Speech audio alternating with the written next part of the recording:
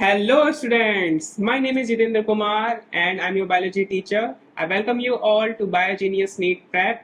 Today, we're gonna be diving into the fascinating process of urine formation and the physiology of kidney. So, just without wasting any time, let's get started. हमने जो इसमें previous video की थी, वो हमारा part 1 था, and ये उसी वीडियो के सक्सेशन में पार्ट 2 है. इस वीडियो में हम पढ़ेंगे कि यूरिन की फॉर्मेशन कैसे होती है, किडनी कैसे काम करती है. लास्ट वीडियो जो थी इससे पहले, उसमें हमने पढ़ा था कि क्या क्या स्ट्रक्चर्स प्रेजेंट होते हैं किडनी के अंदर, किडनी की कौन सी लेयर्स होती हैं, कौन कौन से स्ट्रक्चर्स होते हैं, उसकी स्ट्रक्चरल एंड फंक्शनल यूनिट क्या है. तो बेसिकली थोड़ा समझने वाला पार्ट है आज, तो चलो स्टार्ट करते हैं. ठीक है, तो किडनी की बात करते हैं पहले. तो किडनी का जो रोल है यूरिन फॉर्मेशन में, उसमें 3 स्टेप्स होते हैं. ठीक है, जिसमें से पहला स्टेप क्या है आपका? पहला स्टेप है ग्लोमेरुलर फिल्ट्रेशन. तो ग्लोमेरुलर फिल्ट्रेशन, जिसको हम अल्ट्रा फिल्ट्रेशन से भी जानते हैं. अल्ट्रा फिल्ट्रेशन बेसिकली क्या है? ये आपका जैसे फिल्ट्रेशन होता है एक प्रोसेस, वही है सेम. जैसे छन्नी होती है, छानते हैं हम किसी चीज को, जिसमें से जो बड़े पार्टिकल होते हैं वो पीछे रह जाते हैं, जो छोटे पार्टिकल होते हैं वो आगे निकल जाते हैं. तो ये फिल्ट्रेशन होगी कहाँ पे? ये फिल्ट्रेशन होती है आपकी ग्लोमेरुलस की वजह से. जो बॉमन कैप्सूल था और ग्लोमेरुलस था, जिसको हम मिला के क्या कह रहे थे? मेल्फिजियन बॉडी कह रहे थे. वही उसी जगह पे ये होती है. जैसे मैं एक डायग्राम से आपको समझाता हूँ. देखिए, ये डायग्राम किसका है? ये आपका डायग्राम जो है, ये आपका डायग्राम है मेल्फिजियन बॉडी का एक तरीके से. ठीक है, ये जो ग्रीन ग्रीन पार्ट दिख रहा है आपको, ये क्या है? ये पूरा बॉमन कैप्सूल है. ठीक है, और ये जो आपको ये आफ्रेंट आर्ट्रियोल आता हुआ दिख रहा है, फिर यहाँ पे ये टफ्ट बन रहा है कैपिलरीज का, और ये फिर इफ्रेंट आर्ट्रियोल जा रहा है यहाँ से बाहर. ठीक है, तो ये क्या है आपका? ये आपका ग्लोमेरुलस है. तो आप यहाँ पे देख पा रहे होंगे, मैं थोड़ा टाइम चेंज करता हूँ एक मिनट.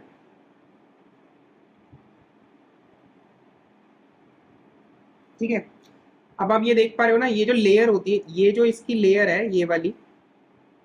ठीक है, ये जो लेयर है किसकी? ग्लोमेरुलस की. ये बोमन कैप्सूल के साथ कांटेक्ट में है. और ये जो लेयर होती है ना, इसी में आप ये देख रहे होंगे कि कहीं कहीं जगह पे जो सेल्स होते हैं ना, प्रेजेंट होते हैं, कहीं पे एब्सेंट होते हैं. ठीक है, ये मेम्ब्रेन ही है जिसकी वजह से क्या बन रहे हैं? फिल्ट्रेशन स्लिट्स बनते हैं, जिनको हम फिल्ट्रेशन पोर्स भी कहते हैं. और ये सेल्स स्पेशल होते हैं, इनको पोडोसाइट्स कहा जाता है. ठीक है, तो आपको एक थोड़ा ओवरव्यू तो हो गया होगा कि भाई ये अगर फिल्ट्रेशन है तो किस वजह से ये फिल्ट्रेशन हो पा रहा है.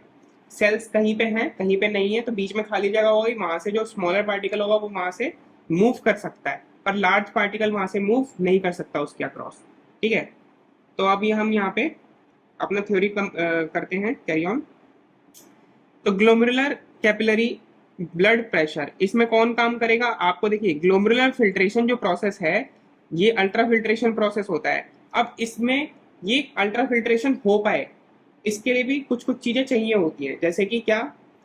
Glomerular capillary blood pressure. जो ग्लोमेरुलस है हमारा, उसमें जो ब्लड आ रहा है वो क्या आएगा? वो थोड़े प्रेशर के साथ आएगा. जब प्रेशर के साथ आएगा तभी तो थोड़ा वो मेम्ब्रेन के थ्रू जा पाएंगे. जो भी पार्टिकल बाहर जाने हैं, अक्रॉस द मेम्ब्रेन जाने हैं, वो कब जा पाएंगे? वो तभी जा पाएंगे ना उस फिल्ट्रेशन स्लिट से, जब पीछे से थोड़ा प्रेशर होगा, फ्लूइड का प्रेशर होगा. तो वही बात कह रही है पे. Filtration of blood occurs due to pressure exerted by glomerular capillaries passing through 3 layers. ये जो 3 लेयर होती हैं, इन 3 लेयर्स में के बीच में से जो हमारा ब्लड है, बेसिकली ग्लोमेरुलर कैपिलरी में जो आया हुआ ब्लड है, वो उस प्रेशर से क्या कर रहा होता है? पास ऑन हो रहा होता है. और लेयर्स याद रखना बहुत जरूरी है, यहाँ पे ये बहुत इंपॉर्टेंट हो जाता है. That is endothelium of glomerular blood vessel. अब ये देखिए, एंडोथीलियम की बात की जा रही है, मतलब जो ये वाली लेयर है, जो ये वाली लेयर है ना, ये कांटेक्ट में, तो ये ग्लोमेरुलर की है. तो इस लेयर को क्या बोलेंगे हम? That is endothelium of glomerular blood vessel. ठीक है, फिर उसके बाद सेकेंड लेयर क्या है आपकी? Basement membrane. अब देखिए, ये इसके बाद क्या होगा? इसके बाद इसके ऊपर जो होगी वो क्या होने वाली है? यहाँ पे एक बेसमेंट मेम्ब्रेन होगी. ठीक है, इस जो एंडोथेलियम थी किसकी? ग्लोमेरुलर वाली. उसके बाद क्या होगी? एक बेसमेंट मेम्ब्रेन होगी, जिसको मैंने एक तरह से ब्लू से कर दिया है. और लास्ट में क्या होगा? Epithelium of Bowman capsule. अब ये जो कैप्सूल है, ये देखिए ये जो कैप्सूल है, ये जो ब्लू ब्लू दिख रहा है आपको होता हुआ, सॉरी ब्लू के बाहर ये जो ग्रीन ग्रीन दिख रहा है, ये तो आउटर लेयर हो गई। मैंने बोला था ना कि ये डबल डबल लेयर स्ट्रक्चर होता है, तो जो एक लेयर होगी वो यहाँ पर होगी, इसके ऊपर जो हमारी बेसमेंट मेम्ब्रेन है उसके साथ कांटेक्ट में होगी। तो बेसिकली ये तीन लेयर बन गई ना। पहले क्या हुआ, तीन लेयर कैसे, देखिए तीन लेयर बन गई कैसे। एक तो पहले आपकी ये हो गई ग्लोमेरुलर ग्लोमेरुलर ब्लड वेसल वाली हो गई एंडोथेलियम। फिर उसके बीच में क्या हो गई, बेसमेंट मेम्ब्रेन हो गई इसके बीच में। और बेसमेंट मेम्ब्रेन के बाद क्या हो गया आपका दोबारा से ग्लोमेरुल जो आपकी बोमन कैप्सूल की एंडोथेलियम थी वो हो गई। तो एक तरह से तीन लेयर हो गई। ये हो गई एंडोथेलियम किसकी, ग्लोमेरुलर ब्लड वेसल की। ये हो गई आपकी बेसमेंट मेम्ब्रेन। ये हो गई आपकी एपिथेलियम किसकी, बोमन कैप्सूल की। ठीक है।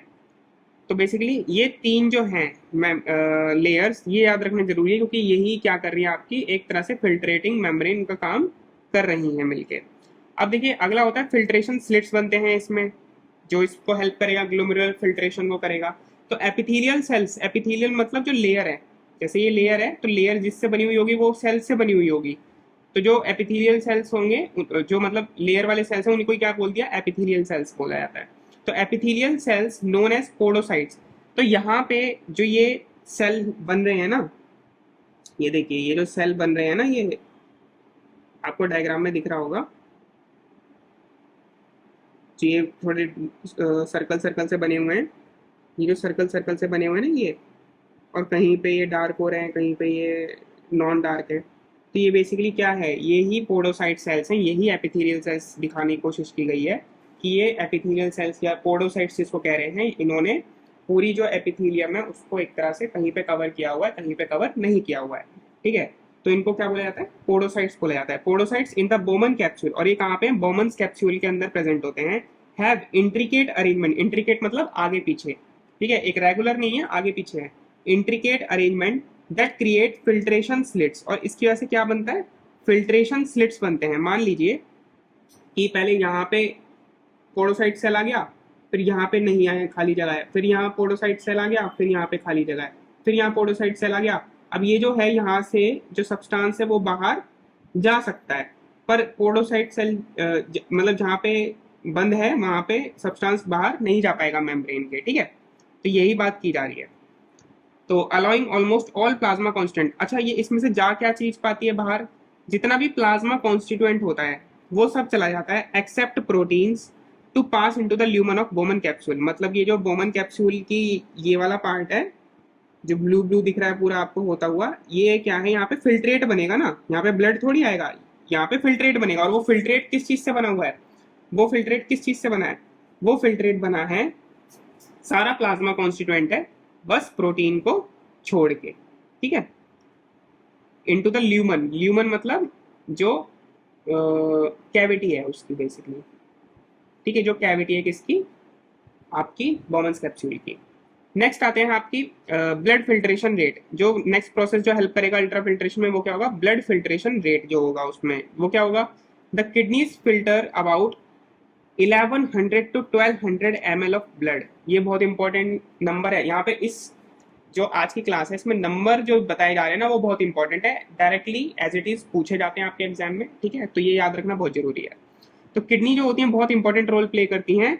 1100 से लेके 1200 ml, मतलब 1100 to 1200 ml जो ब्लड होता है वो एक मिनट के अंदर, याद रखना एक मिनट के अंदर वो क्या करती हैं, फिल्टर कर देती हैं ब्लड को, कॉन्स्टिट्यूटिंग अबाउट 1/5। और ये कितना होता है, लगभग लगभग जो हमारी ब्लड पंप होता है हार्ट से उसका 1/5 पार्ट है। मतलब एक मिनट में जितना हमारा ब्लड पंप किया जाता है हमारे हार्ट के द्वारा, उसका 1/5 जो है वो ये है, that is 1100 to 1200 ml।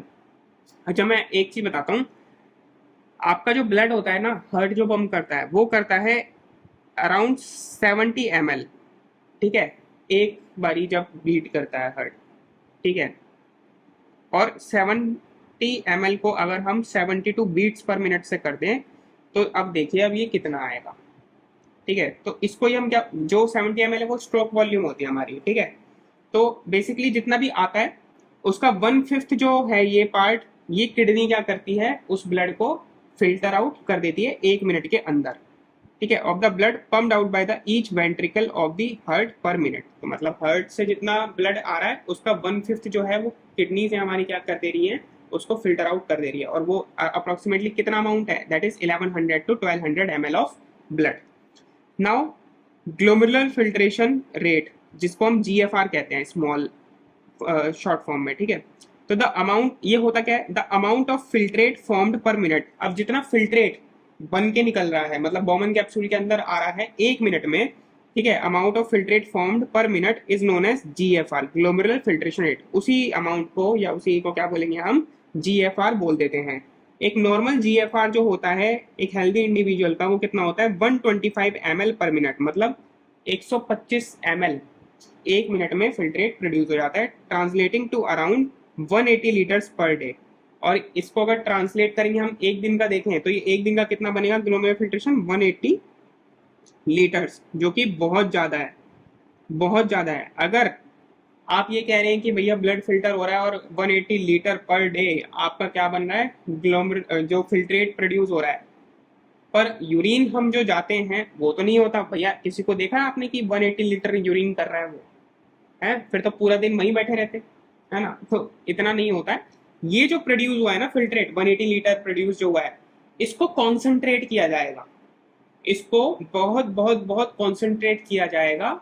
About 4 times इसको क्या किया जाएगा, कॉन्सेंट्रेट किया जाएगा। और फिर जाके क्या होगा, ये पास आउट किया जाएगा बॉडी में से।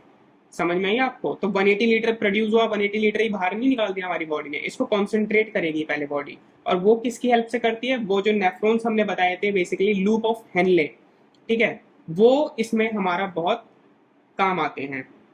तो अब यहाँ पे आपका ग्लोमेरुलर फिल्ट्रेशन खत्म हो जाता है, ठीक है। 180 लीटर प्रोड्यूस करके दे दिया उसने, क्या, फिल्ट्रेट प्रोड्यूस करके दे दिया। अब इसमें से सेकंड पार्ट, जो सेकंड प्रोसेस होगा वो क्या होगा आपका, रीएब्जॉर्प्शन। क्योंकि जितना प्रोड्यूस हुआ है 180 लीटर, उसमें से अब जो काफी चीजें क्या की जाएंगी, रीएब्जॉर्ब की जाएंगी।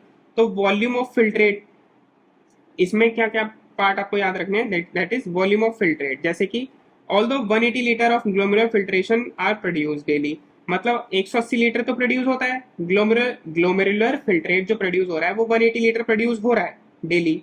बट 99% जो इसमें से होता है वो क्या कर लिया जाता है, रीअब्जॉर्ब कर लिया जाता है बाय रीनल टिब्यूल। जो हमारे रीनल टिब्यूल्स हैं, रीनल टिब्यूल मैंने बताया था ना कि जो आपका नेफ्रॉन होता है वो क्या होता है, वो 2 पार्ट से मिलके बना हुआ है ना आपका, है ना। एक तो ग्लोमेरुलस, ठीक है, और एक रीनल टिब्यूल, ठीक है। और रीनल टिब्यूल में भी क्या था, बोमन्स कैप्सूल था, फिर उसके बाद प्रॉक्सिमल कॉन्वोल्यूटेड टिब्यूल था, फिर लूप ऑफ हेनले था, फिर डिस्टल कॉन्वोल्यूटेड टिब्यूल था, फिर कलेक्टिंग डक्ट था। तो जो पीसीटी हो गया आपका, लूप ऑफ हेनले हो गया, और डीसीटी और कलेक्टिंग डक्ट जो हो गए, ये आपका क्या है, रीनल टिब्यूल का वो पार्ट है जहां पर रीअब्जॉर्प्शन होता है, लीविंग ओनली अबाउट 1.5 लीटर्स। अब देखिए 180 लीटर प्रोड्यूस हुआ था और कितना बचा है कंसेंट्रेट करने के बाद, सिर्फ 1.5 लीटर, जो कि एक लेजिटिमेट नंबर है। इतना यूरिन तो हम पूरे दिन में जाते हैं करने के लिए, ठीक है। तो 1.5 लीटर यूरिन है वो रिलीज किया जाता है पर डे। और ये 1.5 लीटर बना कैसे, ये 180 लीटर को ही क्या किया गया है, कॉन्सेंट्रेट किया गया है बहुत ज्यादा, ठीक है। अब देखिए रीअब्जॉर्प्शन जो होता है वो एक्टिव भी होता है, पैसिव भी होता है। सही बात है, एक्टिव होगा मतलब कि एनर्जी एटीपी का यूज होगा, पैसिव होगा तो विदाउट क्या होगा, विदाउट एटीपी होगा, ठीक है। अब देखिए ग्लूकोज हो गया, एमिनो एसिड्स हो गए, सोडियम आयंस हो गए, ये सारे क्या हैं, ये एक्टिवली किए जाते हैं। एक्टिवली मतलब एटीपी की हेल्प से रीअब्जॉर्ब किए जाते हैं। वाइल जो नाइट्रोजनस वेस्ट है, नाइट्रोजनस वेस्ट जैसे कि आपका यूरिया, ठीक है, ये क्या हो गया, नाइट्रोजनस वेस्ट है ना यूरिया, ये जो होता है रीअब्जॉर्ब किया जाता है, ये पैसिवली किया जाता है, मतलब विदाउट एक्सपेंडिचर ऑफ एनर्जी किया जाता है। Water is passively reabsorb in the initial segments of nephron. Initial segment जो होते हैं नेफ्रॉन के, जैसे कि हमारा पीसीटी हो गया, प्रॉक्सिमल कॉन्वोल्यूटेड टिब्यूल हो गया, तो यहाँ पे क्या होता है, वाटर पैसिवली क्या किया जाता है, रीअब्जॉर्ब किया जाता है। नेक्स्ट, अब हम आ गए रीअब्जॉर्प्शन वाले पार्ट पे कि भाई यहाँ से क्वेश्चन आते हैं, ठीक है। तो प्रॉक्सिमल कॉन्वोल्यूटेड टिब्यूल जो होता है वहां पे क्या काम चलता है, तो प्रॉक्सिमल कॉन्वोल्यूटेड टिब्यूल जिसको हम पीसीटी कहते हैं, तो PCT reabsorbs most nutrients and 70 to 80%, ये बात बहुत याद रखने वाली है कि 70 से 80% जो है इलेक्ट्रोलाइट्स और पानी, वाटर, वो यही रीअब्जॉर्ब कर लिया जाता है, पीसीटी में ही रीअब्जॉर्ब कर लिया जाता है, ठीक है, 70 to 80%। The simple cuboidal brush border epithelium, अब इसमें देखिए खास बात क्या होती है, जो हमने वहां पे भी बताया था कि जो इसमें एपिथेलियम प्रेजेंट होती है,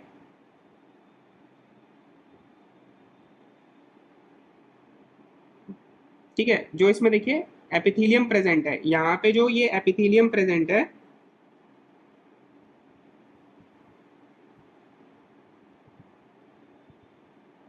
ठीक है, ये देखिए ये यहाँ पे जो एपिथेलियम प्रेजेंट होगी ना, ये एपिथेलियम जो होने वाली है ये कौन सी होगी, ये होगी ब्रश बॉर्डर क्यूबॉइडल एपिथेलियम, जो कि क्या कर रही है, रीअब्जॉर्प्शन में हेल्प कर रही है आपकी, ठीक है।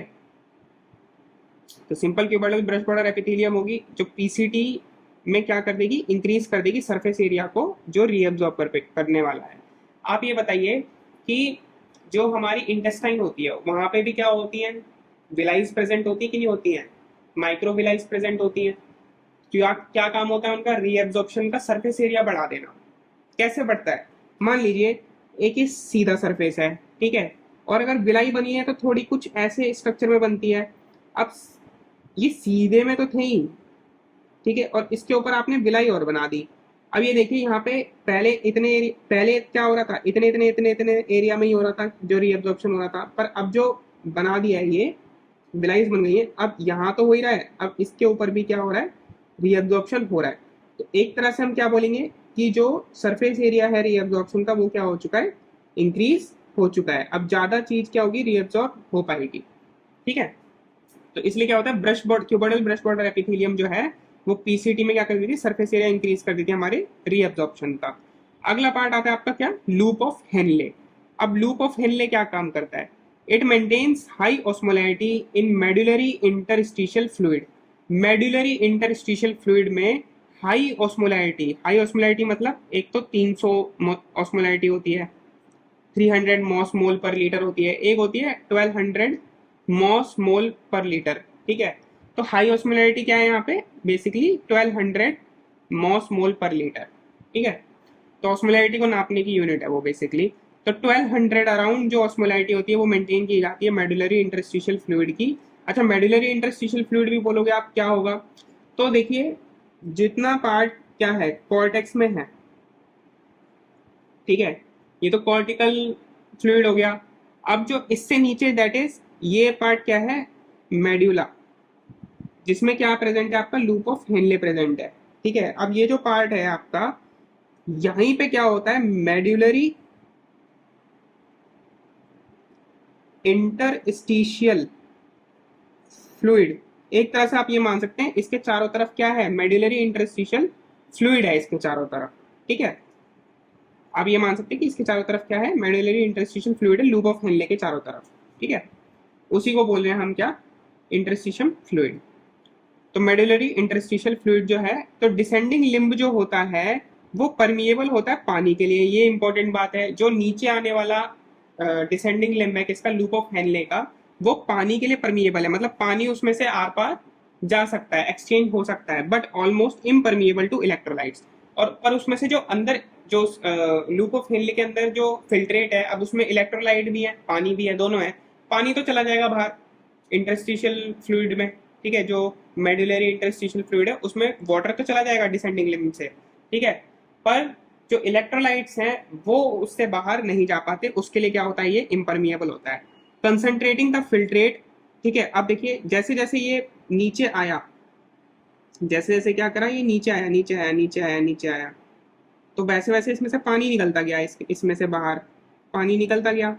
अब अंदर क्या बचते गए, अंदर इलेक्ट्रोलाइट्स बचते गए। जैसे जैसे ये नीचे आया तो यहाँ पे क्या बन गया, ये जो है यहाँ पे 1200 मोल की क्या है यहाँ पे ऑस्मोलैरिटी है, यहाँ पे सिर्फ 300 मोस की क्या थी, ऑस्मोलैरिटी थी। तो ये क्या हो गया, एक तरीके से यहाँ पे कॉन्सेंट्रेट हो गया, ठीक है, कॉन्सेंट्रेट हो गया।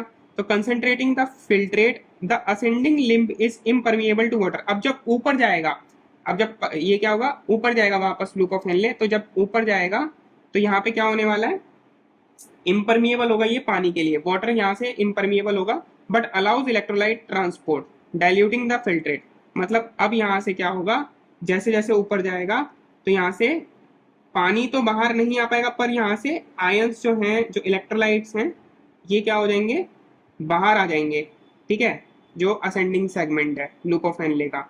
और एक तरह से अब दोबारा से वहां पे क्या हो जाएगी, 300 मॉस मोल पर लीटर की जो ऑस्मोलारिटी है उनके पास वापस आ जाएगी। और ये क्या हो रहा है, डाइल्यूट हो रहा है ना इसमें, एक तरह से डाइल्यूट हो रहा है ये, क्योंकि जो सॉल्यूट है वो एक तरह से बाहर आ रहा है, इलेक्ट्रोलाइट्स यहाँ पे सॉल्यूट का काम कर रहे हैं। ठीक है, तो इसलिए लिखी हुई ये बात कि असेंडिंग लिंक जो होता है इम्परमेबल होता है पानी के लिए, वाटर के लिए, allows electrolyte to transport diluting the filtrate. ये ध्यान रखना कि ऊपर जाते हुए क्या होता है, हमारा जो फिल्ट्रेट है वो क्या हो जाता है, डाइल्यूट हो जाता है। नेक्स्ट जो पार्ट आता है वो क्या होता है, डिस्टल कॉन्वोल्यूटेड ट्यूब्यूल, डीसीटी। कौन सा पार्ट है ये, डीसीटी, ये वाला पार्ट की बात की जा रही है यहाँ पे। ठीक है, डीसीटी की बात करते हैं। डीसीटी में क्या बताते हैं ये देखिए।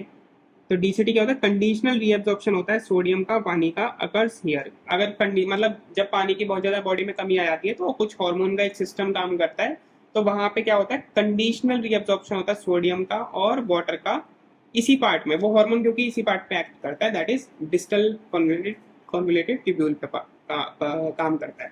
तो इसलिए लिखा है यहाँ पे कंडीशनल रीअब्जॉर्प्शन होता है। ठीक है, नेक्स्ट पार्ट है इसका क्या, कलेक्टिंग डक्ट। यहाँ पे आप देख रहे हैं ये जो पार्ट है, ये जो पार्ट है ये क्या है, इसको क्या कहते हैं हम, कलेक्टिंग डक्ट कहते हैं। ठीक है, अब कलेक्टिंग डक्ट क्या करता है भैया, ये एक्सटेंड करते हैं from cortex to inner medulla. जो कॉर्टेक्स रीजन है किडनी का और मेड्यूला रीजन नीचे है, तो कॉर्टेक्स से लेके मेड्यूला रीजन तक ये जाते हैं, पहले भी हमने पढ़ा है ये।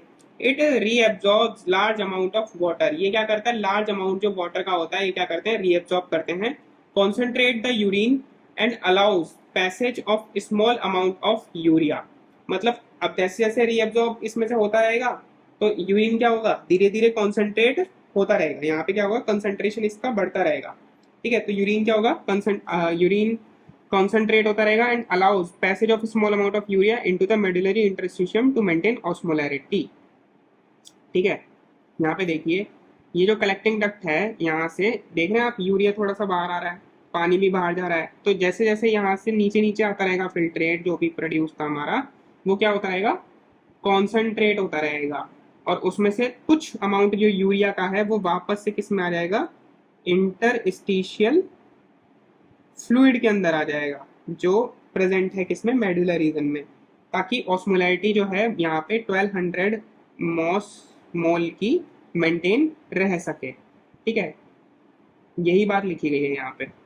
नेक्स्ट जो पार्ट होता है वो क्या होता है, ट्यूबुलर सिक्रीशन। ये क्या है आपका, ट्यूबुलर सिक्रीशन जो किडनी का तीसरा पार्ट है, जो फंक्शन प्ले करती है ये। तो maintaining ionic and acid base balance. तो आयंस का बैलेंस करना और एसिड बेस का बैलेंस करना, मतलब पीएच का बेसिकली बैलेंस करना। ये कौन से क्वेश्चन में आएगा, ये आपका आएगा ट्यूबुलर सिक्रीशन में, क्योंकि यहाँ पे आयंस का कुछ एक्सक्रीशन किया जाता है ताकि क्या हो, आयनिक बैलेंस मेंटेन रहे और एसिड बेस जो है वो एसिड बेस बैलेंस बना रहे हमारे ब्लड के अंदर। ठीक है, तो सेल्स होते हैं जो पीसीटी के, वो सिलेक्टिवली क्या करते हैं, सिक्रीट करते हैं, मतलब सिलेक्टेडली क्या करते हैं, सिक्रीट करते हैं हाइड्रोजन आयंस को, पोटेशियम आयंस को और अमोनिया को इनटू द फिल्ट्रेट। ठीक है, फिल्ट्रेट के अंदर आप यहाँ पे देख पाए होंगे, यहाँ पे इनको किया जा रहा है ना, फिल्ट्रेट के अंदर क्या किया जा रहा है, यहाँ पे इनको सिलेक्टिवली सिक्रीट किया जा रहा है into the filtrate and absorb bicarbonate to maintain ionic sodium potassium balance. तो सोडियम पोटेशियम बैलेंस जब इनको मेंटेन करना होता है तो ये क्या करते हैं, उसके बदले में बाइकार्बोनेट आयन है उसको एक्सचेंज कर लेते हैं और मेंटेन करते हैं। And acid base pH balance of the body fluid. और एसिड बेस पीएच बैलेंस जो है वो भी इसी वजह से मेंटेन करता है। हम बोलते हैं ना कि ब्लड जो है हमारा क्या है, एक तरह का बफर है, एक तरह का बफर सॉल्यूशन है। ठीक है, बफर सॉल्यूशन क्या होता है कि मेंटेन रहती है, पीएच जो है उसकी बेसिकली मेंटेन रहती है। ठीक है, नेक्स्ट जो पार्ट है वो क्या है आपका, कलेक्टिंग डक्ट। यहाँ पे क्या काम होता है, also maintains pH and ionic balance by secreting hydrogen ion and potassium ions. तो ये भी क्या करता है, यहाँ से देखिए हाइड्रोजन आयंस और पोटेशियम आयंस जो है यहाँ पे, उनको क्या कर रहा है, एक तरह से सिक्रीट कर रहा है। ये भी, ये दिख यहाँ पे आपको दिख रहा नहीं है, तो ये हाइड्रोजन आयन और पोटेशियम आयंस को ये भी क्या करता है, सिलेक्टिवली सिक्रीट करता है। ठीक है, ताकि बैलेंस बना रहे पीएच का। अब बात करते हैं हम, अब जो नेक्स्ट पोर्शन है हमारा, वो नेक्स्ट पोर्शन क्या है, basically mechanism of filtrate concentration. जो हमारा Okay. I found this on the web for mechanism of filtrate no no no concentration. नहीं Check it है, out. ठीक है। तो बेसिकली मैकेनिज्म जो है हमारा किसका, जो फिल्ट्रेट बना है हमारा, जो 180 लीटर फिल्ट्रेट बना था, उसको क्या करना है, हमें कॉन्सेंट्रेट कराना है, ठीक है। तो उसका कंसंट्रेशन कैसे होगा, कैसे किया जाएगा उसको कॉन्सेंट्रेट, तो वो जो मैकेनिज्म काम करता है उसको हम क्या कहते हैं, काउंटर करंट मैकेनिज्म। मैंने आपको बताया था कि भाई जो ग्लोमेरुलस होता है उसके इफरेंट आर्टरियोल में से एक कैपिलरीज का नेटवर्क बनता है जिसको पेरिट्यूबुलर कैपिलरीज कहते हैं, और वो पेरिट्यूबुलर कैपिलरीज में से एक फाइन ब्रांच निकलती है जो पैरेलली किसके रन अलोंग कर जाती है, जो जाती है आपके लूप ऑफ हेनले के अराउंड पूरा नेटवर्क बना लेती है, जिसको हम बोलते हैं क्या, वासा रेक्टा। तो वो वासा रेक्टा और लूप ऑफ हेनले इन दोनों के बीच में एक्सचेंज होता है, तो जो हमारा फिल्ट्रेट होता है वो धीरे धीरे धीरे धीरे क्या हो जाता है, बहुत ज्यादा कॉन्सेंट्रेट हो जाता है। तो देखिए काउंटर करंट मैकेनिज्म कौन कौन काम करता है, basically Henle's loop and vasa recta, ठीक है। Henle's loop and vasa recta जो है ये काम करेंगे। अब Henle's loop they work together to concentrate the urine, they work together to concentrate the urine. The filtrate flows in opposite direction, two limbs of Henle's loop, as does the blood in the vasa recta, creating a counter current mechanism. अच्छा, सीधी भाषा में बताएं कि मान लीजिए ये तो आपका लूप ऑफ हेनले हो गया, ठीक है। लूप ऑफ हेनले दिख रहा है आपको कि इसका जो मोशन है फिल्ट्रेट का वो इस डायरेक्शन में जा रहा है, ठीक है। और जो वासा रेक्टा होगी, ठीक है, मैं वासा रेक्टा भी बना देता हूं आपकी। मान लीजिए वासा रेक्टा भी ये है, ठीक है, जो इसके अराउंड एक तरह से जा रही है। अब वासा रेक्टा क्या हो रही है, वो यहां से होती हुई आ रही है, जो इफरेंट आर्टरियोल था इसमें से जो ब्लड आ रहा था, अब उसका डायरेक्शन क्या होगी, उसका डायरेक्शन तो ऐसी होगी ना, उसमें जो ब्लड फ्लो कर रहा होगा वो इस डायरेक्शन में कर रहा होगा भाई, ठीक है। अब देखिए जो इसका नीचे आने वाला पार्ट है, मतलब डिसेंडिंग लिम्ब जो है उसमें फ्लो जा रहा है क्या, नीचे की तरफ, और असेंडिंग लिम्ब है उसमें ऊपर की तरफ जा रहा है, ठीक है। और जो इसमें असेंडिंग लिम्ब है, ठीक है, जो इसका असेंडिंग लिम्ब है वो इसके सामने है डिसेंडिंग लिम्ब के, और जो इसका डिसेंडिंग लिम्ब है वो किसके सामने है, असेंडिंग लिम्ब के। तो यही होगा, आप कैसे दोनों एक साथ काम करेंगे, कंसंट्रेट करेंगे यूरिन को, filtrate flows in opposite direction, ये देख रहे हैं ना आपकी ऑपोजिट डायरेक्शन में मूव कर रहा है।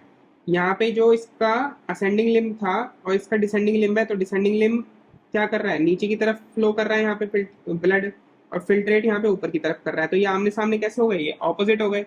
और यहाँ पर जो बासा रेक्टा का असेंडिंग लिम्ब है इसमें ऊपर की तरफ फ्लो कर रहा है ये, और जो डिसेंडिंग लिम्ब है किसका, लूप ऑफ हेनले का, इसमें नीचे की तरफ फिल्ट्रेट फ्लो करेगा, तो ये भी क्या हो गया, अपने आपस में ऑपोजिट हो गए। इसी को कहते हैं काउंटर करंट मैकेनिज्म, ठीक है। ऑपोजिट डायरेक्शन में फ्लो करेंगे in the two limbs of loop of Henle as does the blood in vasa recta, creating a counter current mechanism, और ये एक काउंटर करंट मैकेनिज्म बना लेंगे।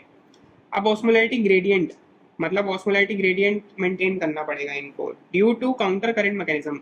काउंटर करंट मैकेनिज्म हमने देखा अभी बासा रेक्टा और लूप ऑफ हेनले के बीच में। इससे क्या होता है, ऑस्मोलैरिटी जो होती है वो इंक्रीज करती है फ्रॉम कॉर्टेक्स टू कॉर्टेक्स।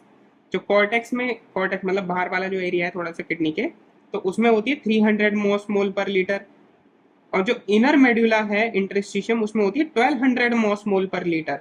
तो this gradient is maintained by NaCl and urea, और ये जो ग्रेडियंट होता है ये किसकी वजह से मेंटेन रहता है, एक तो NaCl और एक क्या है आपका यूरिया, ठीक है, जो 1200 मोल पर लीटर मेंटेन रहता है इंटरस्टिशियम फ्लूइड के अंदर। अब देखिए इलेक्ट्रोलाइट और यूरिया का क्या एक्सचेंज होगा, जो मेन पार्ट है आपका एक्सक्रीशन में, तो NaCl जो होगा वो ट्रांसपोर्ट किया जाता है असेंडिंग लिम्ब के द्वारा, जो हेनलेज लूप का असेंडिंग लिम्ब है, और एक्सचेंज किया जाता है किसमें, with the descending limb of वासा रेक्टा। मतलब NaCl निकला वहां से असेंडिंग लिम्ब में से, ठीक है। असेंडिंग लिम्ब जो था, अच्छा हमने असेंडिंग लिम्ब जो था मतलब ऊपर जाने वाला पार्ट बताया था हमने कि वो वाटर के लिए क्या है, इम्परमिएबल है, पर इलेक्ट्रोलाइट्स के लिए क्या है, वो परमिएबल है। तो वहां से NaCl निकलेगा, ठीक है, असेंडिंग लिम्ब में से, और किस में चला जाएगा, जो वासा रेक्टा का डिसेंडिंग लिम्ब है, ठीक है, while a small amount of urea enter the thin segment of ascending limb, और इसी दौरान जब ये एक्सचेंज हो रहा होगा तो जो कुछ अमाउंट यूरिया का प्रेजेंट है किसमें, इंटरस्टिशियम फ्लूइड में, ठीक है, तो स्मॉल अमाउंट जो होता है यूरिया का वो एंटर कर जाता है किसके अंदर, जो असेंडिंग लिम्ब है हमारा किसका, लूप ऑफ हेनले का, ठीक है, ascending limb of loop of Henle, and is transported back to the interstitium by collecting duct. वो उसमें उसके पहले तो अंदर एंटर कर गया वो उसके जो थिन सेगमेंट होगा असेंडिंग लिम्ब का, और फिर वापस से जब वो कलेक्टिंग डक्ट में जाएगा वहां से दोबारा से वो क्या हो जाएगा, रीएब्सॉर्ब होके इंटरस्टिशियम फ्लूइड में आ जाएगा, जो हमने देखा था डायग्राम में, ठीक है, interstitium fluid by the collecting duct.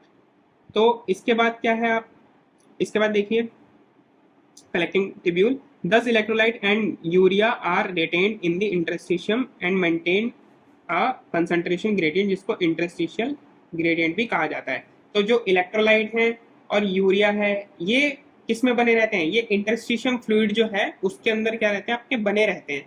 तो बने रहेंगे तो भैया ऑस्मोलैरिटी ज्यादा रहेगी वहां पे, तो इसी वजह से जो मेंटेन रहती है क्या, हाई कंसंट्रेशन ग्रेडियंट इन इंटरस्टिशियल फ्लूइड। तो इंटरस्टिशियल ग्रेडियंट जो है वहां पे बना रहता है बहुत ज्यादा, ठीक है। In medullary interstitium it enables easy passage of water from collecting tubule to collect the filtrate urine. अब इसकी वजह से होता क्या है, इसकी वजह से इजी पैसेज हो जाता है किसका, पानी का जो है आसान तरीके से आना जाना हो जाता है भैया एक तरीके से। It enables easy passage of water from collecting tubule to concentrate the filtrate. अब जो कलेक्टिंग डक्ट था, ठीक है, वो तो पूरा मेडुलरी रीजन तक जा रहा है ना, अब वहां पे ज्यादा ऑस्मोलैरिटी मेंटेन है, तो पानी जो है कलेक्टिंग टिब्यूल से, कलेक्टिंग डक्ट से बाहर की तरफ इंटरस्टिशियम फ्लूइड में आ जाता है, जिससे कि क्या होता है, फिल्ट्रेट जो है वो और ज्यादा कॉन्सेंट्रेट हो जाता है और यूरिन की फॉर्मेशन हो जाती है, ठीक है। नेक्स्ट देखते हैं अब देखिए रिजल्टिंग यूरिन कंसंट्रेशन। अब जो लास्ट में पार्ट होगा आपका क्या होगा, रिजल्टिंग कंसंट्रेशन जो बनेगा किसका, यूरिन का। तो डीसीटी डिस्टल कन्वोल्यूटेड ट्यूब्यूल और कलेक्टिंग डक्ट जो हो गए दोनों ही प्रोड्यूस करते हैं यूरिन को, दैट इज 4 टाइम्स कंसंट्रेटेड। ये पूछा हुआ सवाल है प्रीवियस ईयर में, कितना कंसंट्रेट होता है, 4 टाइम्स कंसंट्रेट होता है, 4 times concentrated than initial filtrate. तो जो इनिशियली फिल्ट्रेट बना था जिसको हम बोल रहे थे कि 180 लीटर पर डे प्रोड्यूस हो रहा है, तो बेसिकली उसका 4 गुना ज्यादा क्या करते हैं वो, उसको कॉन्सेंट्रेट कर दिया जाता है। Then the initial filtrate formed going from 300 mos mol per litre to 1200 moss mol per litre. मतलब कि पहले तो फिल्ट्रेट जो बना था वो 300 मॉस मोल, ठीक है, पर लीटर था कि नहीं, ठीक है। अब ये कितना बन गया है, 1200 मॉस मोल पर लीटर। तो इसको अगर मल्टीप्लाई करेंगे 4 से तो ये आ जाएगा, तो मतलब कितने टाइम्स हो गया, ये हो गया 4 टाइम्स आपका कॉन्सेंट्रेट। तो 4 टाइम्स आपका यूरिन जो हो जाता है कॉन्सेंट्रेट हो जाता है। So that's it guys, thanks for watching BioGenius NEET prep, and if you like it, if you like the video, then please like, subscribe, and hit the bell icon to watch more interesting videos on human physiology and other topics. So thank you guys, and I hope best for you. Thank you.